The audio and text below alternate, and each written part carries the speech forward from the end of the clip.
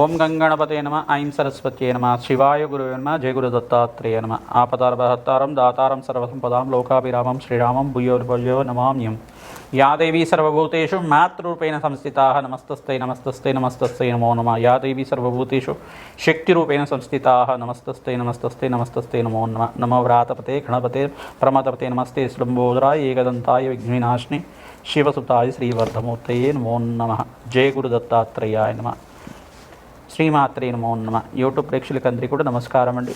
నేను పాలపర్తి గురునాథ్ శర్మ, జ్యోతిష్యం వాస్తు సిద్ధాంతిని.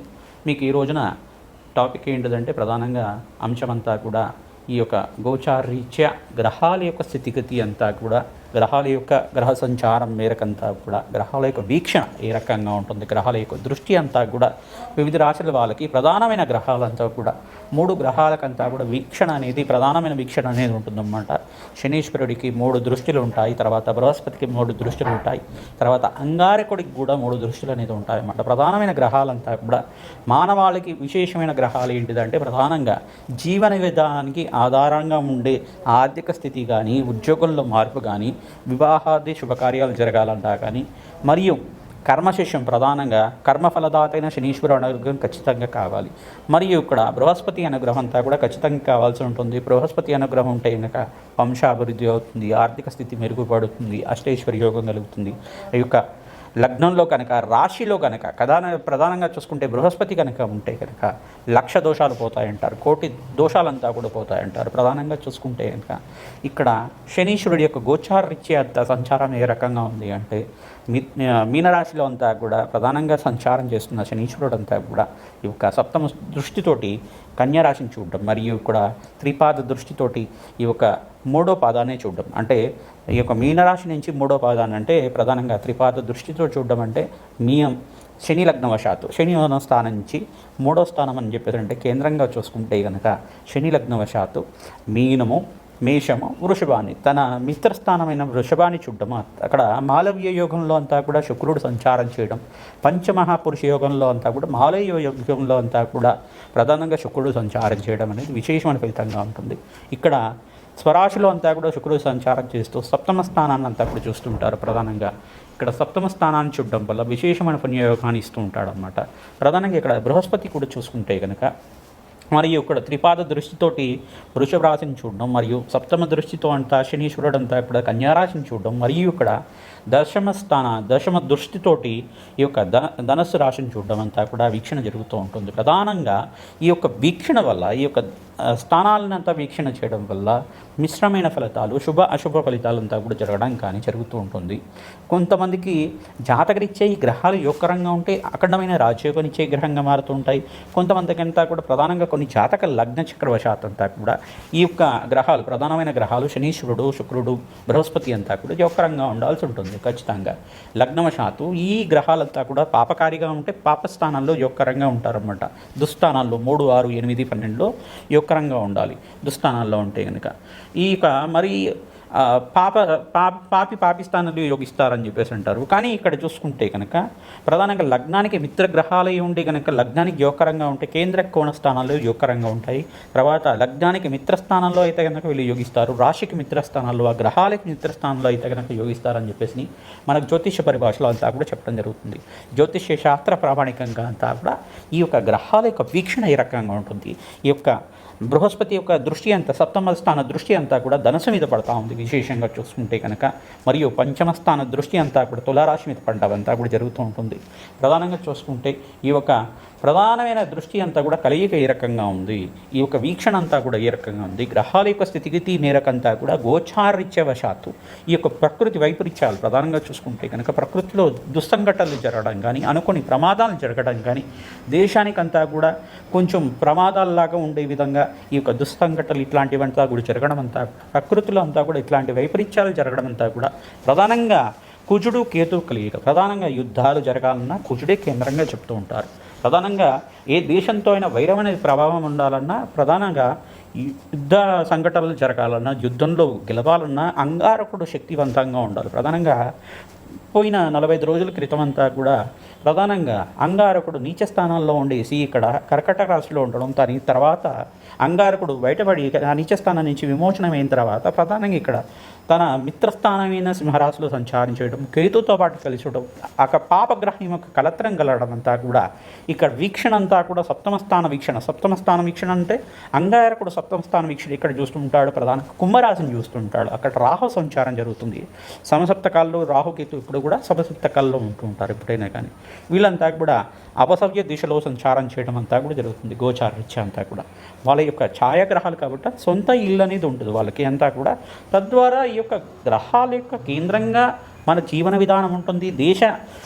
దేశ గోచారం అంతా కూడా ఈ రకంగా ఉంటుంది. కావున ప్రధానంగా ఈ దుస్సంకటాలు జరగడానికి, వాహన ప్రమాదాలు కానీ విమాన ప్రమాదాలు కానీ జరగడానికి ప్రధానమైన గ్రహాలు ఇవి కారణమవుతాయి. శనీశ్వరుడు, అంగారకుడు, ప్రధానంగా రాహు కానీ కేతు కానీ కొన్ని స్థానాల్లో ఉంటాయి కనుక ప్రమాదాలు జరగడానికి అవకాశాలు ఉంటాయని చెప్పేసి సూచనప్రాయంగా చెప్పడం జరుగుతుంది.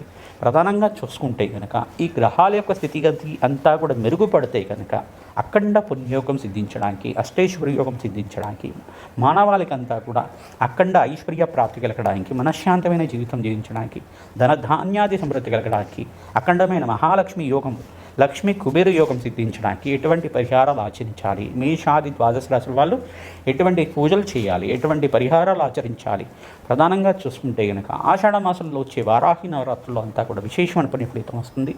జూలై నెల మాస ఫలితాల్లో అంత భాగంగా ఈ యొక్క గోచారీత్య గ్రహాల యొక్క దృష్టి కేంద్రంగా చెప్పుకుంటూ, గ్రహాల యొక్క గోచారీత్య స్థితిగతి, గోచారీత్య దృష్టి అంతా కూడా కేంద్రంగా చెప్పుకుంటూ విశేషంగా అంతా కూడా ఎటువంటి శీఘ్ర పరిహారం అంతా కూడా సులభమైన పరిహారం చేసుకుంటే కనుక వ్యాపారంలో మార్పులు జరుగుతూ ఉంటాయి. వ్యాపారంలో అష్టైశ్వర్యోగం కలుగుతుంది, వ్యాపారంలో స్థిరత్వం కలుగుతుంది, వ్యాపారంలో కానీ ఉద్యోగంలో కానీ ప్రమోషన్స్ రావడానికి ఎటువంటి పరిహారాలు ఆచరించాలి. ప్రధానంగా మీ జాతకరీత్యా ఈ గ్రహాలు ఏ స్థానంలో ఉన్నాయి, లగ్న చక్రవశాత్ కానీ లగ్నం తెలియకపోతే రాశినే లగ్నంగా చేసుకొని చూసుకోవాల్సి ఉంటుందన్నమాట. ప్రధానంగా మీ జాతకాన్ని జ్యోతిష్య పండితులతో విశ్లేషణ చేయించుకోవడం వల్ల ఆ గ్రహాలకి అంతా కూడా జప హోమ శాంతి కార్యక్రమాలు, దానాది కార్యక్రమాలు చేసుకోవడం వల్ల నవగ్రహాల యొక్క చేతుల్లో అంతా కూడా మానవాళి యొక్క జీవన విధానం ఉంటుంది. నవగ్రహాల యొక్క స్థితిగతి మేరకే మానవాళి జీవన విధానం ఉంటుంది. కావున కేంద్ర కోణ స్థానంలో వినియోగకరంగా ఉండాలి.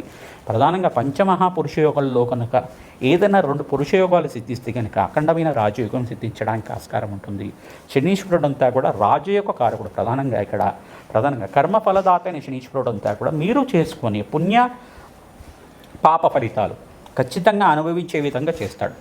పుణ్య ఫలితానికి పుణ్యయోగాన్ని ఇచ్చే విధంగా, కర్మ ఫలితాన్నంతా కూడా కర్మ ఫలితాన్ని అనుభవించే విధంగా చేయడం కానీ, పాప ఫలితానికి పాప ఫలితం అనుభవించే విధంగా చేయడం కానీ, దానికి లెక్క కలిగే విధంగా ఖచ్చితంగా లెక్క తీరాలి. ఆ లెక్క కలిగి తీరే విధంగా దానికి సపరేట్గా అంటే ప్రతిదానికి కూడా పుణ్య ఫలితానికి పుణ్యయోగం ఇచ్చే విధంగా, పాప ఫలితానికి పాప ఫలితం ఇచ్చే విధంగా, దీనికి అంతా కూడా కంపారిజన్ చేసుకోరన్నమాట. ఏ ఫలితానికి ఆ ఫలితం ఇచ్చే విధంగా ఉంటుంది. ఖచ్చితంగా మీరు ఏంటంటే దేవతారాధన, ఇష్టదేవతారాధన నిత్యం చేసుకోవడం వల్ల అఖండమైన పుణ్యప్రాప్తితోటి శనీశ్వర గ్రహదోష నివారణ జరగడానికి ఆస్కారం ఉంటుంది. ఇక్కడ బృహస్పతి కూడా యోగకరంగా లేకపోతే కనుక మీ జాతకరీత్యా ఇక్కడ గురుబలం అంతా కూడా కొంచెం బలహీనపడితే వివాహాది శుభకార్యాలు ఆలస్యం అవ్వడం కానీ, ప్రధానంగా ఏదైనా పనిని మొదలు పెట్టుకుంటే ఆలస్యం అవుతూ ఉండడం కానీ, లేదా సంతానం అంతా కూడా సంతానయోగం ఆలస్యం అవ్వడం కానీ, ఆలస్య వివాహాలు అవ్వడం కానీ, ప్రధానంగా ఇంట్లో చికాకులు కానీ, ఈ యొక్క ప్రతి విషయంలో కూడా కోపం అనేది రావడం కానీ, ఇక్కడ కొన్ని గ్రహాల యొక్క స్థితిగతి అంతా కూడా ఈ యొక్క సిమ్టమ్స్ అనేది ఉంటాయి. ప్రధానంగా ఈ యొక్క ప్రధానమైన విషయం ఏంటిదంటే ప్రతి ఒక్క విషయంలో అంతా కూడా నవగ్రహాలే కేంద్రంగా మానవాళి జీవన విధానాన్ని ఈ యొక్క సూచనప్రాయంగా అంతా కూడా పూర్వజన్మ ఇతిహాసం ప్రకారంగా జన్మాంతరమైన జీవిత విధానం అంతా దైవ ఆగామి సూచిత సంచిత ప్రారంధ కర్మలు అని చెప్పేసి అంటారు అన్నమాట. దైవ ఆగామి సూచిత సంచిత ప్రారంధ కర్మలు అంటారు. ప్రధానంగా తెలిసి చేసే పాపాలు కానీ, తెలియకుండా చేసిన పాపాలు కానీ, పూర్వజన్మలో చేసిన పాపాలు కానీ, పుణ్యాలు కానీ, పూర్వజన్మలో కర్మశేషాలు ఏదైనా పుణ్యకర్మాలు కానీ, పాపకర్మాలు కానీ, ఇప్పుడు చేసిన ఫలితం ఈ జన్మలో చేసుకున్న ప్రస్తుత కర్మలో చేసుకున్న కర్మలైనా కానీ, ఆ కర్మాలకి శేషం అంతా కూడా ఏ రకంగా ఉంటుంది, ఆ ఫలితం అంతా కూడా ఏ రకంగా ఉంటుంది, ఆ ఫలితాలంతా కూడా ఈ రకంగా గోచారీత్య గ్రహాల యొక్క స్థితిగతి అంతా కూడా గోచార చక్రవశాత్తు ఉగాది నుంచి ఉగాది వరకు ఏ రకంగా ఉంటుందనేది కేంద్రంగా చెప్పడం జరుగుతుంది. గోచార చక్రం అంతా కూడా లగ్న చక్రం, జననకాల లగ్న చక్రం అనేది జన్మలగ్నవశాత్తు మీకంతా కూడా ఈ యొక్క శాశ్వత జీవిత విధానం అంతా కూడా ఈ రకంగా ఉంటుంది. వంశాభివృద్ధికి ఏం కావాలి, సంతాన యోగం కావాలంటే ఏ గ్రహాన్ని పూజించాలి, ప్రధానంగా వివాహాది శుభకార్యాలు గనక అంటే ఎందుకు వివాహ శుభకార్యాలు ఆలస్యంగా అవుతున్నాయి, లేదు వివాహాది శుభకార్యాలు జరిగిన తర్వాత కూడా ఇంట్లో చికాకులు కానీ మనస్పర్ధలు కానీ గొడవలు కానీ ఎందుకు వస్తున్నాయి, దీనికంతా కూడా కారణంగా చెప్తుంది. లగ్న చక్రము నమాంశ, మళ్ళా షష్టాంశ, త్రింశాంశ ఇటువంటి దశ వింశోత్తర దశ విధానంలో చూసుకొని అన్వయం చేసుకోవాల్సి ఉంటుంది. ప్రతిదీ అంతా కూడా కూలంకషంగా దృష్టి భావాన్ని అంతా కూడా కేంద్రంగా చెప్పడం జరుగుతుంది. గ్రహాల యొక్క స్థితిగతి, గోచార చక్రము, లగ్న చక్రంలో ఉండే గ్రహాల యొక్క స్థితిగతి అంతా కూడా చూసుకోవాల్సి ఉంటుంది. ప్రధానంగా అన్ని రాశుల వాళ్ళకి, మేషాది ద్వాదశ రాశుల వాళ్ళకి జూలై నెల మాస ఫలితాల్లో అష్టైశ్వర్య యోగం సిద్ధించాలి అంటే కనుక ఈ యొక్క గ్రహాల యొక్క స్థితిగతి, వీక్షణ, దృష్టి కేంద్రంగా అంతా కూడా చెప్పుకుంటూ విశ్లేషణ చేసుకుందాం. జయ గురు దత్తాత్రేయ. మేషరాశి జాతకులకంతా కూడా జూలై నెల మాస ఫలితాల్లో భాగంగా ఆషాఢ మాసంలో అంతా కూడా విశేషమైన పొంది ఫలితం వచ్చే విధంగా గ్రహాల యొక్క స్థితిగతి, ప్రధానంగా శనీశ్వరుడు, బృహస్పతి, అంగారకుడు, శుక్రుడు అంతా కూడా యోగకరంగా ఉన్నారా లేదా, వీళ్ళ యొక్క గ్రహాల యొక్క వీక్షణ దృష్టి అంతా కూడా ఏ రాశి మీద పడుతుంది, ప్రధానంగా వీళ్ళ దృష్టి అంతా కూడా ఏ రకంగా అష్టైశ్వర్య యోగం ఇచ్చే విధంగా మారుతున్నారు వీళ్ళంతా కూడా. ప్రధానంగా చూసుకుంటే మేషరాశి జాతకులకంతా కూడా ఇక్కడ ప్రధానంగా వ్యయస్థానంలో శనీశ్వరుడు సంచారం చేయడం, ప్రధానంగా చూసుకుంటే మీకంతా కూడా ఏలినాటి శని ప్రభావంలో మిశ్రమైన ఫలితాలు, అనారోగ్య ఇబ్బందులు అనేది సూచనప్రాయంగా చెప్పడం జరుగుతుంది. ప్రధానంగా అనారోగ్య ఇబ్బందులు అంటే ప్రయాణాలు చేసేటప్పుడు కాళ్ళ నొప్పులు కానీ, జాయింట్ పెయిన్స్ కానీ, మోకాల నొప్పులు కానీ, శిరోభారం పెరగడం కానీ, శ్రమతో కూడిన సంపాదన, బడలిక, శరీరానికి బాగా బడలిక, శ్రమ అనేది ఉండడం కానీ జరుగుతూ ఉంటుంది. అధిక శ్రమ, పనిలో ఒత్తిడి కలగడం కానీ, మీ ఉద్యోగ స్థానంలో మీకంతా కూడా పని బాగా పెరగడం, పని భారం పెరగడం, మీకంతా కూడా శ్రమతో కూడిన సంపాదన పెరగడం అనేది జరుగుతూ ఉంటుంది. విశేషమైన పుణ్య ఫలితాలు వచ్చే విధంగా ప్రతినిత్యం కూడా ఈ యొక్క కాలభైరవ స్వామి దేవాలయంలో అభిషేకాది హోమాది కార్యక్రమాలు చేరుకుంటుందా. ప్రధానంగా జప హోమ శాంతి కార్యక్రమంలో శనీశ్వరుడు, బృహస్పతి, శుక్రుడికి అంతా కూడా ఇక్కడ సప్తమాధిపతి అయిన ప్రధానంగా శుక్రుడికి అంతా కూడా జప హోమ శాంతిలు చేసుకోవడం వల్ల గృహంలో మనశ్శాంతమైన జీవితం జీవించడానికి, అఖండమైన ఆనందమైన జీవితం జీవించడానికి ఆస్కారం ఉంటుంది. మహాలక్ష్మి ఆరాధన చేయాలి. విశేషంగా అష్టైశ్వర్య యోగము, లక్ష్మీ కుబేర యోగం సిద్ధించాలి అంటే కనుక ప్రతినిత్యం కూడా మీరంతా కూడా లక్ష్మీ కుబేర హోమ శాంతి కార్యక్రమాలు చేసుకోవడం వల్ల విశేషమైన పుణ్య ఫలితం రావడానికి ఆస్కారం ఉంటుంది.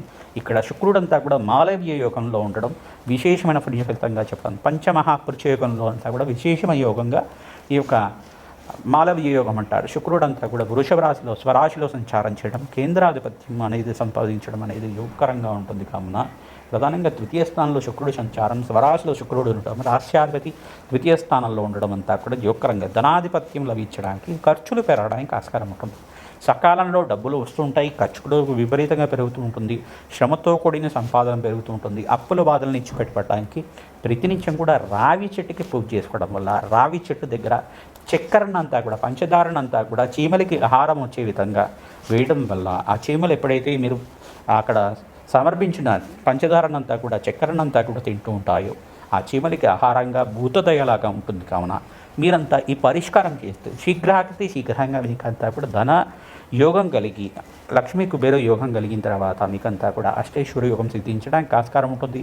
ప్రతినిత్యం కూడా కాలభైరవ స్వామి యొక్క కవచాన్ని వినడం కానీ, కాలభైరవ స్వామి యొక్క చరిత్రను వినడం కానీ, ప్రవచనంలాగా ఆ కాలభైరవ స్వామి చరిత్ర అంతా కూడా వినడం వల్ల సకల గ్రహదోష నివారణ జరగడానికి ఆస్కారం ఉంటుంది. అసలు అవతార ఇతిహాసం ఏ రకంగా జరిగింది, కాలభైరవ స్వామి అవతారం ఎట్లా ఇస్తారు, అవతార ఇతిహాసం అంతా కూడా వినడం వల్ల అష్టైశ్వర్య యోగం సిద్ధించడానికి అవకాశం ఉంటుంది. ప్రతినిత్యం కూడా మీరు పసుపుతో అమ్మవారికి అభిషేకం చేయించడం వల్ల అఖండ పుణ్యయోగం సిద్ధించడానికి, పసుపు కుంకుమ గంధంతో అభిషేకం చేయించడం వల్ల అష్టైశ్వర్య యోగము, లక్ష్మీ కుబేర యోగం సిద్ధించడానికి ఆస్కారం ఉంటుంది. శనీశ్వరుడు ఇక్కడ సప్తమ స్థాన దృష్టి ఉంటుంది కాబట్టి ఇక్కడ మేషరాశి మీద దృష్టి అనేది లేదు. ప్రధానంగా చూసుకుంటే ఏనాటి శని ప్రభావం అనేది ఇక్కడ ప్రారంభమైంది. కావున విశ్వస్నామ సంవత్సరంలో మేషరాశి జాతకులంతా కూడా శనీశ్వరుడు ప్రీతికరంగా తిలదానము ప్రధానంగా చేసుకోవాల్సి ఉంటుంది. తైలాభిషేకం తరచుగా చేసుకోవడం, హనుమదారాధనలో భాగంగా విశేషంగా తమలపాకు పూజ, సింధూరాభిషేకాది కార్యక్రమాలు చేసుకోవడం వల్ల విశేషమైన పుణ్య ఫలితం రావడానికి ఆస్కారం ఉంటుంది.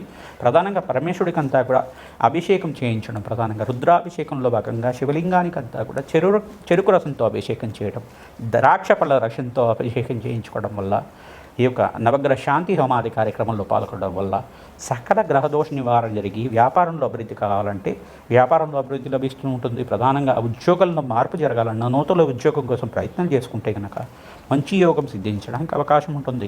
అష్టైశ్వర్య యోగం సిద్ధించడానికి అవకాశం ఉంటుంది. ప్రతినిత్యం కూడా దైవతార్చన కంపల్సరీగా చేయాల్సి ఉంటుంది. ప్రతినిత్యం కూడా తప్పనిసరిగా మీరు చేయాల్సింది ఇష్టదేవత ఆరాధన చేసుకోవడం యోగకరంగా ఉంటుంది.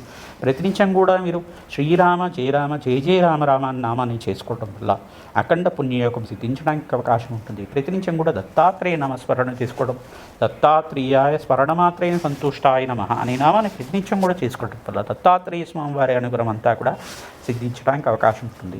ఈ యొక్క ఫలితాలంతా కూడా గ్రహాల యొక్క స్థితిగతి మేరకి గోచారీత్యా అంతా కూడా జూలై నెల మాస ఫలితాలంతా కూడా చెప్పడం జరిగింది. కావున మీరు జన్మజాతకమే ప్రధానమైన జాతకంగా ఉంటుంది. మీ జన్మజాతకంలో దోషాలకి పరిహారాలకు అంతా చేసుకుంటూ ఈ యొక్క మీ జన్మజాతకం అంతా కూడా మాకు పంపించి వాట్సాప్ పంపించి మీరంతా కూడా జ్యోతిష విశ్లేషణ అంతా కూడా చేసుకోవడం వల్ల జాతకాలంతా కూడా మీకు విశ్లేషణ చేసి ప్రతినిత్యం కూడా మీకు అష్టైశ్వర్య యోగం వచ్చే విధంగా వ్యాపారంలో అభివృద్ధి కలిగే విధంగా మీకంతా కూడా పరిష్కారాలంతా కూడా చెప్పడం జరుగుతుంది. తద్వారా మేము చేసే యజ్ఞాధికరతులు విశేషమైన హోమాధికరతుల వల్ల అమ్మవారి దయ వల్ల మీకంతా కూడా ఆనందమైన జీవితం జీవించడానికి అష్టైశ్వర్య యోగం సిద్ధించడానికి ఆస్కారం ఉంటుంది. గోమాత సేవ ఖచ్చితంగా చేయాలి. అందరూ కూడా గోమాత సేవ ఎవరైతే చేస్తుంటారో గోమాత అంతా కూడా కామదేవుని స్వరూపంగా ఉంటుంది. కావున అష్టైశ్వర్య యోగం సిద్ధించడానికి అవకాశం ఉంటుంది. శ్రీమాత్రే నమః.